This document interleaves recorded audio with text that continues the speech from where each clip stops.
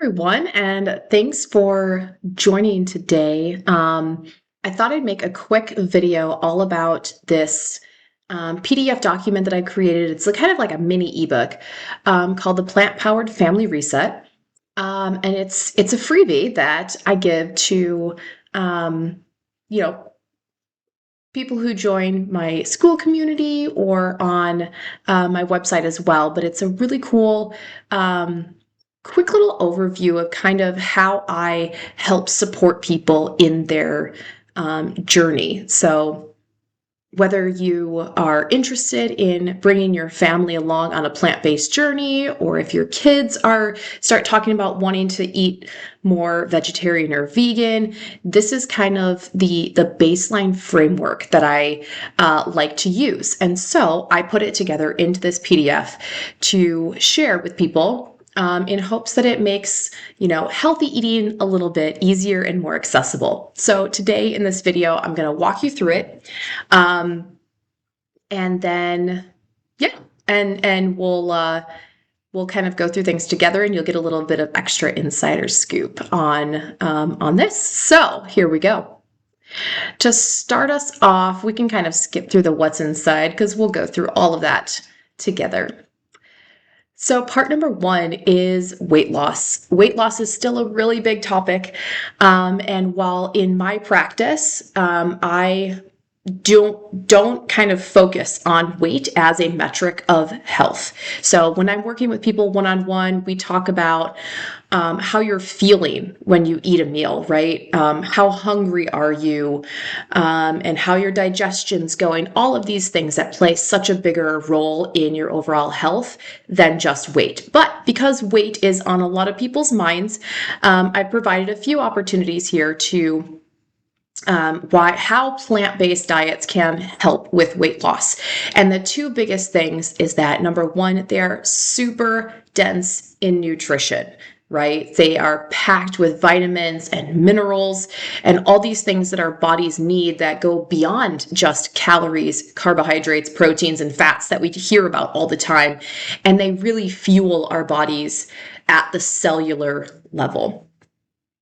The second thing is that they are high volume. Plants are filled with water. So number one, they're super hydrating because of this. But number two, you feel a different type of fullness when you eat more plants.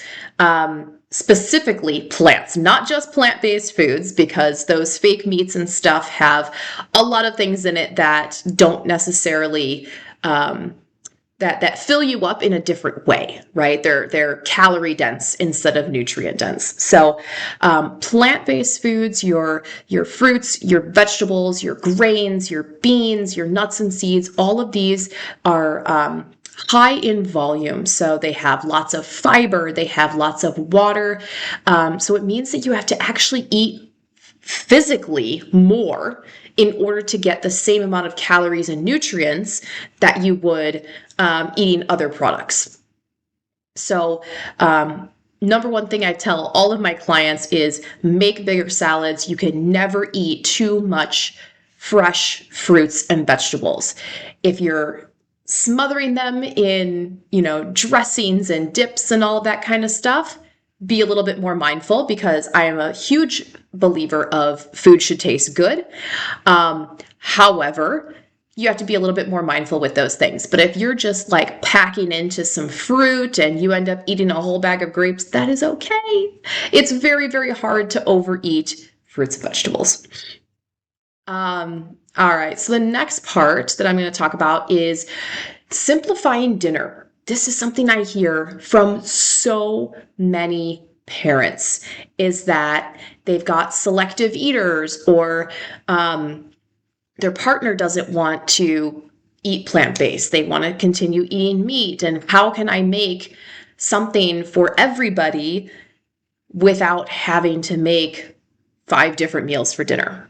And so this framework here helps you to kind of get to the essence of what you're cooking, and so that you can modify it so that everyone is still enjoying dinner.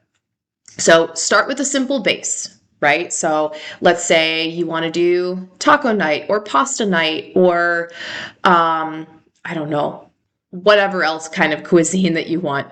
But I have a young child, so those are the things that are like the easiest and on my brain. But essentially what you do is, number one, you choose your base, right? What kind of whole grain are you going to choose? Are you going to do sweet potatoes or squash or leafy greens? Are you going to do tortillas or rice or quinoa, right? Start with a good solid base that has lots of fiber and is whole grain if possible. Number two, pick your protein. And this is where you can get a little bit more creative, where people who want to be plant-based can choose their protein, and people who don't want to be plant-based can make their protein. So you can do beans or lentils, chickpeas, hummus, right? Tofu, tempeh, edamame, hemp seeds. Or if you have a meat eater in the family, you can prepare some meat for them as well, right? This is where that stretch of plant-based versus not plant-based can happen without making 6 different meals.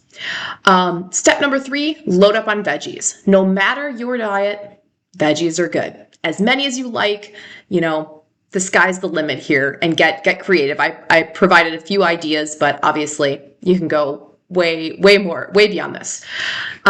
Next, add a healthy fat, especially if you're not cooking your veggies in any type of a fat.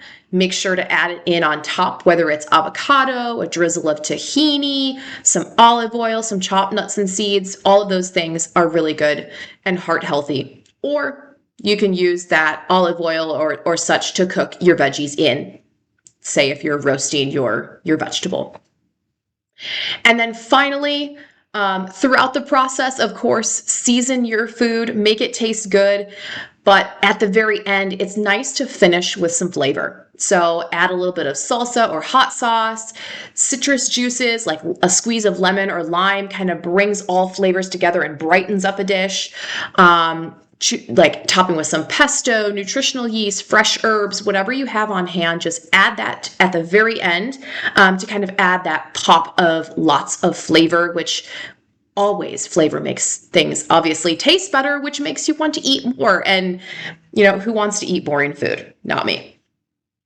So a couple extra tips here for family-friendly success. Number 1, get the kids involved. Let them pick their own toppings. Let them choose the base or the protein. They don't necessarily have to choose every step of the way, but maybe if you have multiple kids, maybe one kid chooses the base, one kid picks the protein, and one kid picks the veggies, right? Or you say, okay, kids, we all need to agree. What do you want? What's the veggie of the day today? Something along those lines, but get them involved so that even if they don't eat it, it's their choice, and it's their kind of bridge to getting involved and getting excited about food. And the more you get them involved and the more you have them help you in the kitchen, the more they're going to be willing to try it eventually. It's not going to happen right away, but eventually it happens. Offer a side of fruit or whole grain bread. Again, kids love fruit. So even if they don't eat their veggies, if they'll eat the fruit, they're still getting so much nutrition from it. And then, of course, most importantly, keep it casual, right? Don't talk about who's eating what and finishing your plate and all of these other things. Talk about something other than the food at dinner. If you wanted to start off dinner by saying, oh, this is extra salty today, or, oh, I've never had lemon juice on pasta before, something along those lines. Make it about what you taste, not whether or not you like it, right? This will help with selective eating as well. So you're bringing awareness, mindfulness, talk about the textures, and then move on. Talk about it a little bit and then move on. Talk about the day, some plans, lighthearted conversation. It's what makes family meals enjoyable, right? So there's that. All right. Next, onto protein. Protein 101, because protein is still a topic here in 2025 at the time of this recording. We still talk about it all the time. Where do you get your protein? We need to eat more protein. Protein, protein, protein. Yes, protein is important. And there are other things that are important too.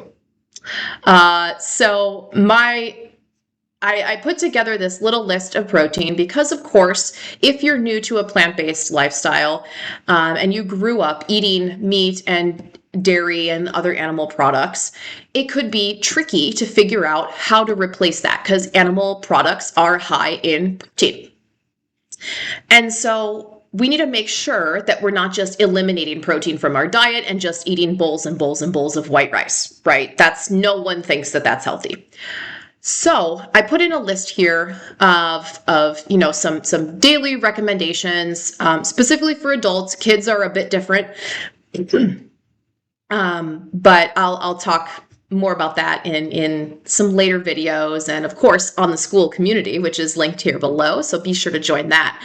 But essentially, it is not hard to find protein throughout the day if you're eating a well-balanced diet, especially if you include some of these higher protein sources like lentils or tofu, beans, all that good stuff. You're pretty good to go. So I'm going to move through that one kind of quick. All right, and next are some snacks. So snacks are a great way, especially for kids, right? Kids need to eat a lot, and their little bellies get full very quick, especially on a plant-based diet, because again, say it with me, fiber and water adds volume. And so when we eat those foods, especially as kids, the bellies fill up a lot quicker. And so make sure that snacks are on hand and accessible and around. Nothing wrong with some prepackaged snacks on occasion, but also just keep things ready. At the top here, I have some no prep, just wash and go, roasted seaweed, fruit, veggies, and dip. Especially with the veggies, you can buy them pre-chopped.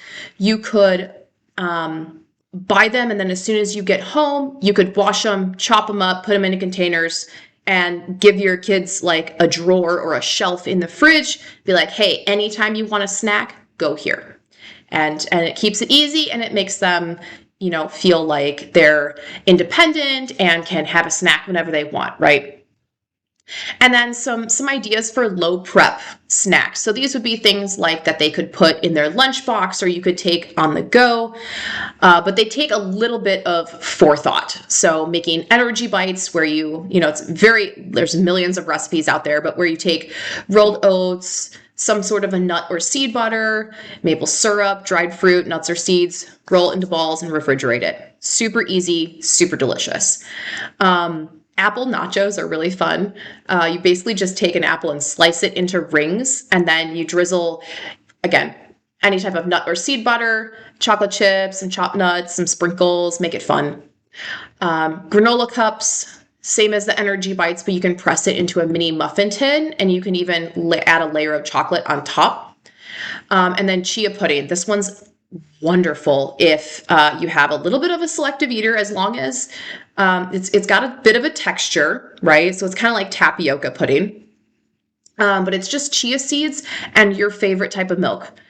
You can add in sweeteners like maple syrup or cocoa powder, top with your favorite berries, add some jam. You can make it creative.